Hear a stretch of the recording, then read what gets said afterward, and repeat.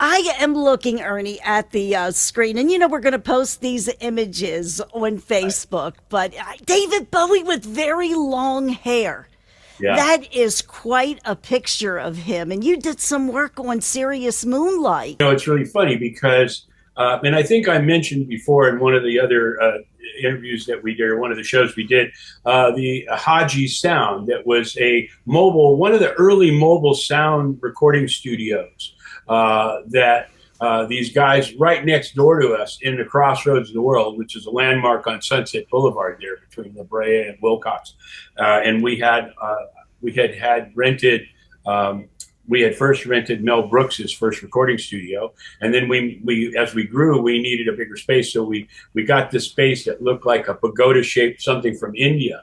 In fact, if you go to the Muscle of Love album for Alice Cooper, you'll see the front of our building there in the crossroads, because we painted it up to look like a mud wrestling place. But it was a great place, and we loved the crossroads. We were in there for about 9, 10 years, and next door to us was these guys that were building a mobile recording studio. It was called Haji Sound, and we were there at Pacific Pioneer, and this is like I don't know, 1972. We had already been in business for about 6 months, 8 months, and we had moved to the bigger space. And David Bowie was at Haji Sound looking at their facility, this mobile recording studio. It was beautiful. It's a huge thing. So he was there, and I didn't really know who David Bowie was. I mean, I kind of had heard the name here and there. I wasn't familiar with the music.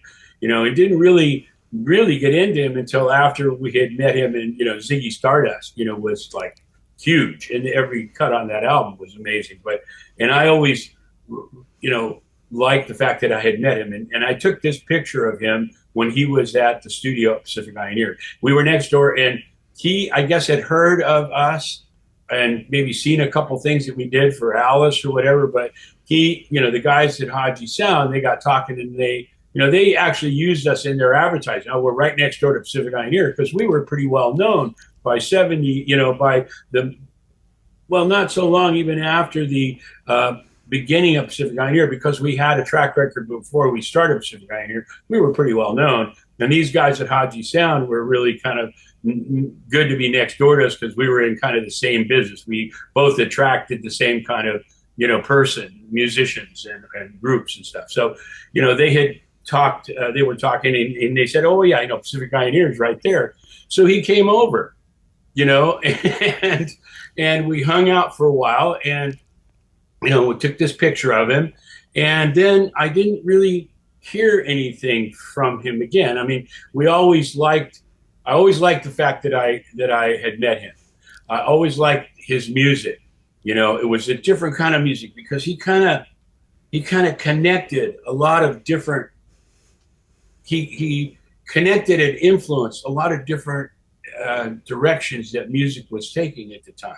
He probably went from, the glam rock thing, over to the plastic soul, and then the new romantic, pop thing, and then into the neoclassic. So he crossed over all those different genres of music. And so he was a real, Rolling Stone magazine said that he was probably the most influential, artist of the 21st century, which, was, again, I was a fan. I never got a chance to see him in concert, but, I was always a fan of his music. To me, he kind of was like the Beatles. The Beatles did kind of the same thing. They transcended some music. They took, from one place to another, and then changed the way we heard music and the way we accepted music. And David Bowie did the same thing. He changed the way we listened to music, and he changed the way we accepted the music. And he was really instrumental. One guy, the Beatles were, and I just watched yesterday. I watched A Hard Day's Night, and I'd probably seen it 50 times. But for some reason, I was in the right zone. I was working on a sketch, and it came on, and I was just glued to it. And how would you ever imagine that 3 guitars and a drum would change the world? And that's what they did. They changed the world. They changed the way we accepted music. They changed the way we listened to music. And you know, it's just a sad thing that two of them are gone, you know, but still two of them are here. And, you know, I mean, it's just, it was a very magical time, you know, and I think David Bowie had that same kind of charisma about him, you know, and his music and his fan base. I mean, he sold hundreds of millions of albums. The guy was just incredible, you know, and so we hadn't heard from him um, in a long time. So he came to our office in 1972, and then we didn't hear anything from him again. I mean, I was kind of, as always, you're hoping that they'll go, oh yeah, you know, we need now, let's call Pacific Pioneer, but that never really happened. And then in, believe it or not, 1983, okay, I get a call from David Bowie. Whoa. And I, you know what? And we were always playing tricks on each other in the art department. You know, we go off on another line and call up and pretend you're somebody else through the secretary, you know, and you never notice that the lights are lit, you know, I mean, because we had half a dozen lines. And so we were always playing tricks on each other. And hi, Ernie, this is David Bowie. And I'm like, yeah, right. You know, yeah, sure. Prove to me that you're David Bowie.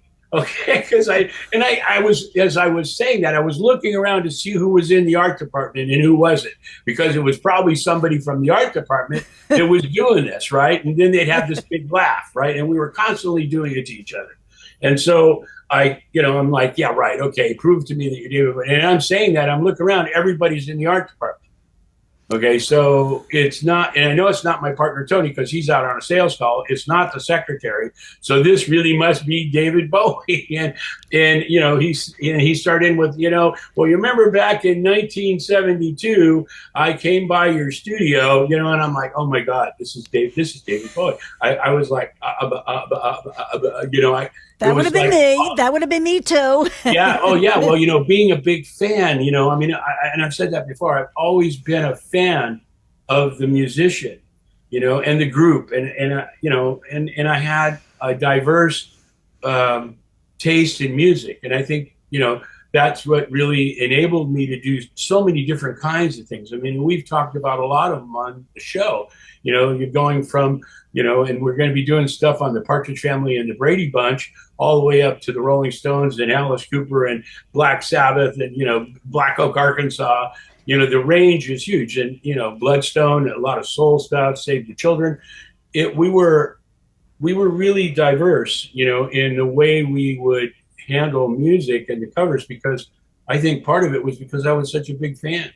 You know, the other guys were fans, but not as big as I was. You know, I was the biggest fan. They were, you know, fans, and they were liking the music. And I think I had mentioned that I had to talk to Drew for quite a while to do stuff with Alice Cooper and stuff with Black Sabbath, because he was very religious. And those two bands were satanic, you know, and, you know, he liked my work, but he just really didn't like the Rolling Stones, didn't like that tongue logo. He was very opinionated, you know, and still is. I mean, and you know what? You can't begrudge him. He's probably the best illustrator, painter, you name it, that I've ever worked with. And I think he's the most collected illustrator in the world. So it's pretty hard to debate, you know, what his feelings are. But again, we talked about that before. The art department was made up of so many different personalities in different, you know, things. And that was part of the reason when we talked about that lost painting that I did for the Rolling Stones. I mean, I wanted to reinstate that in each one of us, that we were individuals and we could do stuff on our own without the team. But, you know, it's like the sum being, you know, just parts of the whole. You know, yeah, you can go off and be great over here and you go off and be great over there, but you're never going to be, you know, back working with that core group again. I mean, which was kind of sad, but everybody kind of moved on and didn't move down, moved up. So it's like, if we were a band, each one of the members of that band went off to other bands that became greater, and especially Drew. I mean, Drew is like the Rolling Stones. I mean, he is so well known, and he has a show right now in Lyon, France, with his movie posters and stuff. So the guy is just an amazing talent, you know. And so when we heard again from David Bowie, now this is 1983. and he was already doing this, the tour, the Serious Moonlight tour, and Let's Dance was the big single that was from that tour, and so he was doing that tour, and he was getting ready to do a video, not a documentary, a video of the concert, and it was going to be called Serious Moonlight. And he was talking to me about an Asian feel that he was doing in that show. And when you look at the video, I mean, they're wearing Asian hats, and I mean, it's really, they're all kind of into that motif of going with the theme of this Asian kind of thing. And he had seen a couple things that I guess people had presented to him, but he didn't like. And he always remembered us. He said, I'm still a fan, and I love the lettering that you do. Okay, now by this time I've done quite a few logos, including the Bee Gees and Black Sabbath and all these different Alice. And each one of those groups that we did those logos for that had lasted were kind of individuals in that category that really kind of set the pace for it. There were a lot of them that were imitated. If you look at David Lee Roth from Van Halen, he took the look of Jim Dandy from Black Oak, Arkansas, with the spandex pants and all white and the long blonde hair. I mean, the only thing David didn't have was a scrub board around his neck. That's what I was thinking. I didn't see the scrub board there, Van Halen. Yeah, right. He's sand scrub board, but I mean, I'm a big Van Halen, David Lee Roth fan as well, and with Sammy Hagar too. But, David Lee Roth, it's like Alice's group. There are people that love Alice Cooper, the original band, and don't like the new stuff, and will argue that he's never had a hit as big as when the group was together. And there's a lot of, Shep had a lot of hesitation about separating Alice from the rest of them. And some of them felt that they were too good to be in the band and wanted to move on and do their own thing and didn't really need Alice. So there was a lot of different directions that everybody was pulling in, which look at the Beatles, I mean, that's one of the things that makes the Rolling Stones so great is that they never really did that. They went off and did their own stuff, but they always came back. They always came back to that core, and they're still doing it to this day, and God bless, oh, damn, now I've got this brain. Charlie Watts. God bless Charlie Watts, man. I mean, and the new guy is great, and has been with them for a long time. It isn't like a new guy, but it's not Charlie Watts. Alice Cooper, even though they're the group without GB, they're really not the same. So I mean, and so anyway, David Bowie had always been, even though he was early on, he was connected with some other bands in England. He really launched as a solo artist and really kind of kept that integrity. Did some things with Mick Jagger, with Let's Spend the Night Together, and some of that other stuff. But he was always an entity on his own. Kind of like Kenny Rankin. Kenny Rankin was never with a band. He was always a solo artist. And there are some people that can do that, I mean, others come, work their way up through other associations with musicians. So anyway, sorry to sort of diverse here, but so David wanted an Asian feel. And I spent on the phone with him, I spent probably, I don't know, I'd say 6 or 7 minutes, which, to me was like, oh my God, I can't believe I'll never forget this. Well, I mean, I'm sure you feel the same way. I would not even remember half of what was said, so I applaud you there.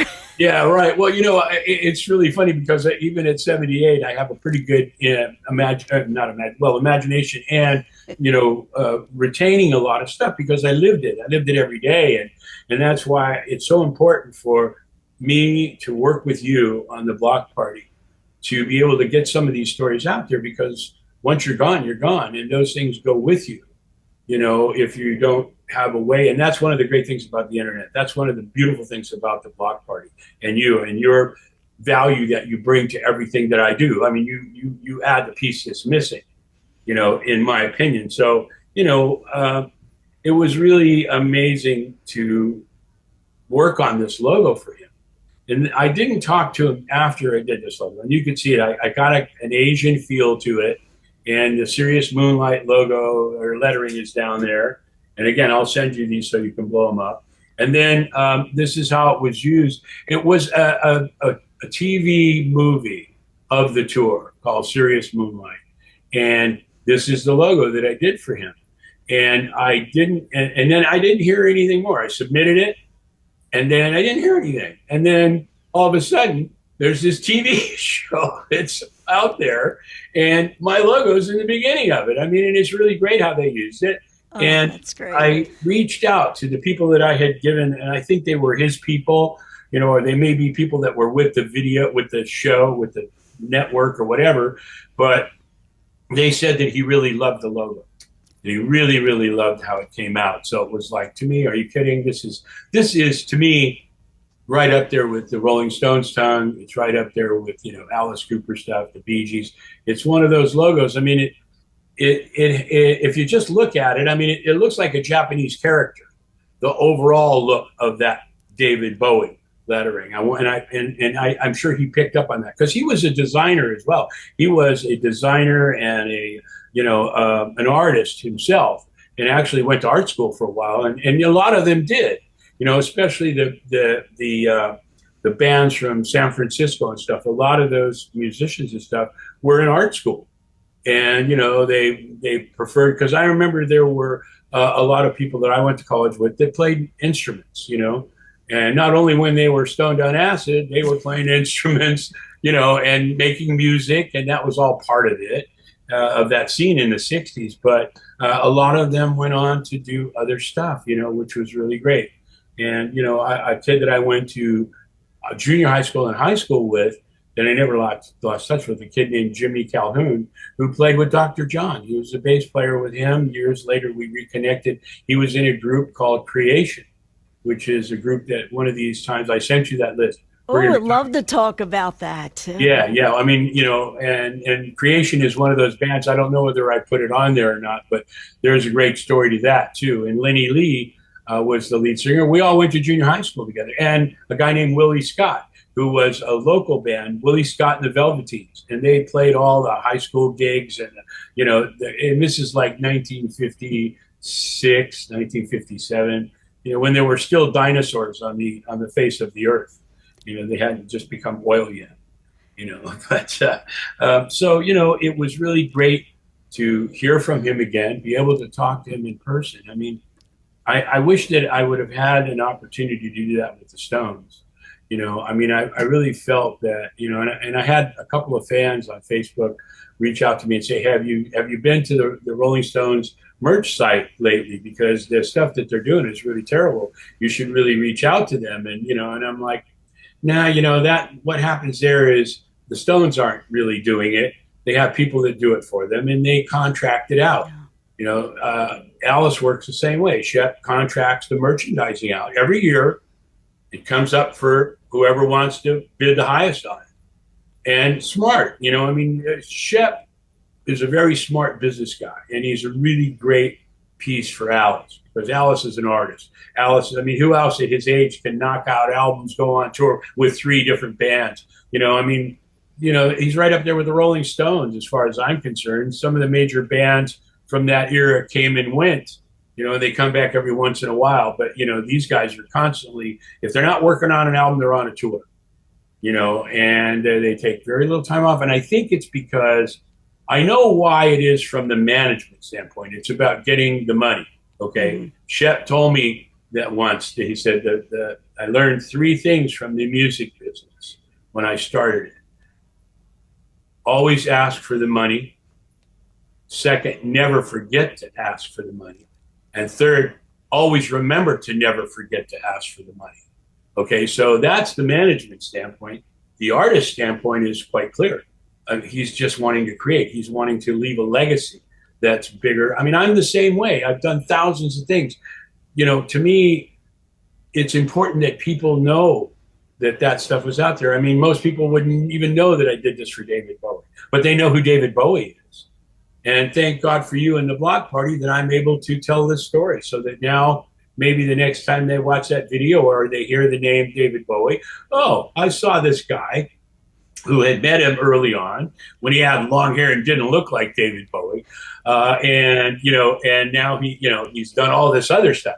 Right away, they go to the Stones and, all the current stuff. But it's always nice to have, and even though it wasn't a major album cover, it didn't matter because it was for him. And when we got together that first time, it was really great. I mean, we had a lot of artists that would come to the office. I talked about it. Mary Travis, Alice was always there. There were a lot of different, Dion was there, all these different people. And we never did anything for Dion either, but he got a t-shirt. He got a Pacific Pioneer t-shirt. Oh, that would have been something. Oh my, because he's still performing. God bless him.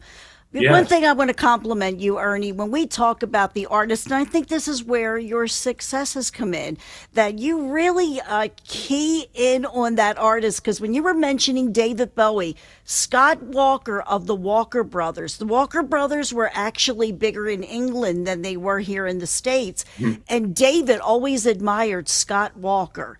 Yeah. And the two of them, they had a chance to talk. And Scott one time wished David a very happy birthday. And he said to him, you really freed up a lot of artists and you always embrace the new. David was so moved, he started crying. Because to him, Scott was a hero. So you recognize that, and it came through in your artwork for David. Well, thank you. I've had that experience a couple times. We talked about it. Lou Reed, when we did the Berlin album, we had worked with him. He had seen some stuff, sketches and things. But when my partner Tony he was in a recording studio in New York. He took the actual printed, constructed piece to show him. David picked up the phone and called me. Lou picked up the phone and called me and started crying. Because he said, because he had lived that Berlin experience, that triangle between him, another guy, and a girl.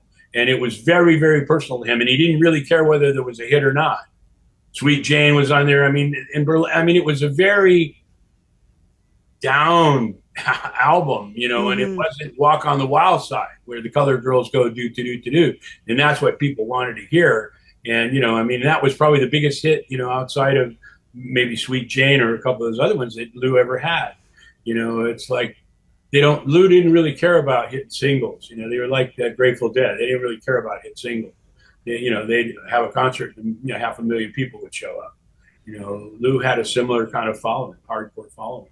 And David Bowie was much like that, it was just really, it was an honor for me to meet him. It was an honor for me to say I did this for him and that I heard that he loved it. And I'm sure if he wouldn't have loved it, it would have never made it as far as being the title in the video. That's very true. Yeah. So, that was kind of, and again, I don't, I think he got pretty ill after that. It was, he cut back. I think he had a stroke or something, heart attack or something. And then he cut back on the tours and stuff that he did and interviews that he did. And, it's so funny, that adage about the candle that burns twice as bright burns half as long. That really holds true to the entertainment business, movie stars, and maybe I don't think it's just because I'm getting old. I just think that they live a hard life, and Alice is another one of those trendsetters that just really is able to maintain. And for me, and he's unlike some musicians and some people that would try and look, younger and get facelifts and all that stuff. Alice doesn't care. Alice doesn't care. And he, he shows the scars of his trade. It's not easy being a rock star. It really isn't. It isn't easy being any kind of a celebrity. No. It's tough. And as a fan, I respect it. As a human being, sometimes I envy it, but it's like, be careful what you wish for. And I in my own little way, I've made a mark, and that's all that really matters. I've made a mark, and we're able to talk about it, and that really is. And you keyed right there into the vision. And the thing that's even, more admirable, being a fan, sometimes, you get giddy, but you manage to keep that in perspective during your creations. Because I'd met a lot of them. Being a big fan, I'm always going to be, in awe of it. But as you do it more and more, it becomes more natural. It's like a musician learning how to play guitar or playing an instrument, piano. You know, Bert and I have had that talk about playing the piano and how he's self-taught. You know, he's self-taught, and he wasn't really good until he became the best. You know, and he's an incredible singer and songwriter and pianist, and he plays the flute, he plays the drums, he plays all the guitar. You know, I mean, those kind of people really blow me away, and I'm still in awe of that kind of stuff, and hold those relationships and experiences dear, close to the heart. You know, and thank God for you, you know, that are willing to let me ramble on about it, you know, and I thank you so much for that. Oh, you're not rambling on. I can relate, and I learned something in that too. Well, you know what my next question is going to Let me be. see. I feel something's going What's on in my my favorite brain. color? Yeah, that too. Well, purple is my favorite color, always has been. Good choice. And a song, you know, again, low hanging fruit, you know, Let's Dance for me was an amazing song and should be great for this. The other choice that I would have would be my all-time favorite, Ziggy Stardust and the Spiders from Mars. But Let's Dance would be the song because it's so up and it's so needed right now. It's a toe tapper, and hopefully when you play it, you know, people will get up off the couch or get out of bed. You know, I know Snowy's always going to bed, you know, way through the. I mean, God bless her, she's just great. I mean, She's a sweetie. And you know, it's so funny because we all met. A lot of your audience we had met when I was doing stuff with Burton. We'd get on and do a show for like 3 or 4 hours, you know, and she was always one of those hardcore. There was a half a dozen, Linda McFadden. There was a half a dozen of them, you know, that were always there. And now they're here at your show, you know, and we're there before I got there, and some that I brought, which is really great. You know, the neighbors are really very kind and very well-hearted. Joseph is one of them that I know you know, and he is really sweet. hardcore, you know, and I appreciate all of that, and I appreciate all of them. And, you know, all I can say is, well, you've got the list, add creation to it. Okay, and let's go from there. It's tag, you're it. You got it, Ernie. And you know, Burton's going to get me too. If he is watching this video, Burton, I love you, and I'm so sorry, but I'm going to pick some low hanging fruit too. There you go. Because fruit can be healthy. I like Golden Years. When David sings that, there's that bit of nostalgia, and he just I think he brings a savoir-faire to that. Yes, and you know, and he does. And again, it's like what we were talking about, how he's able to bring on these new. I mean, some bands. I remember when punk came out, and the Stones tried to do a punk thing, and it didn't really work. The fans wanted to hear rock and roll. They didn't want to hear punk. If they want to hear punk, they go over to the Sex Pistols or somebody like that, Black Flag. You know, both groups are a big fan of.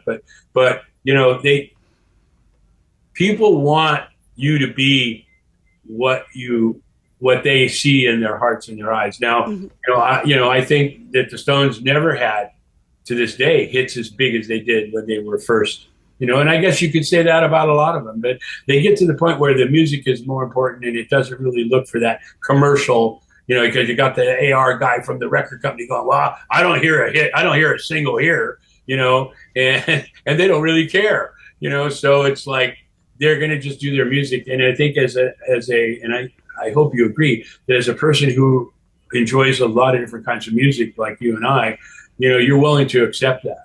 You're willing to take it for a transition or a growth that musician is doing. You know, when I'm hearing Burton play piano and sing, I don't have any problem with hearing him play guitar and sing, or just play guitar, or just play drums, or just play the flute.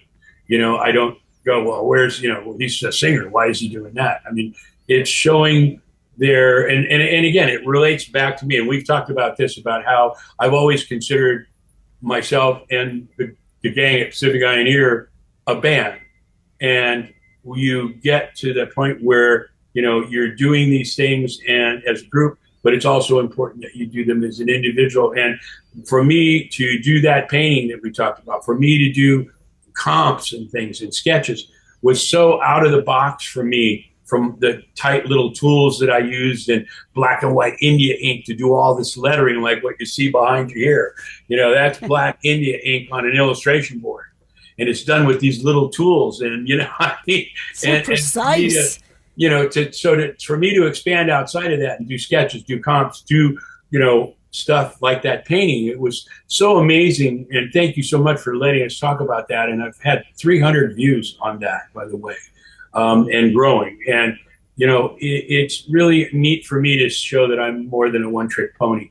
But always had the idea, always had the concept and the direction.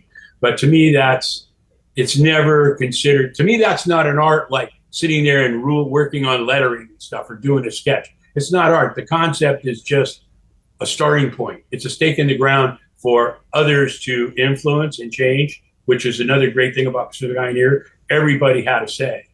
And a lot of times they would come back to me and go, hey, man, we already did something like that. We can't do that again. And they were right. And that's one of those things that pushes you. Being surrounded by people that are better than you makes you be greater than you ever thought you could be.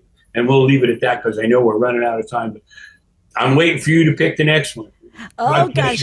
Thank you. You bet. Ernie, we're going to have a lot of conversations, honey. Oh, man, you got the list. And that's just the tip of the iceberg. I went through one box. Oh, my gosh. Thank you so much. Love you guys. Take care. See you next week.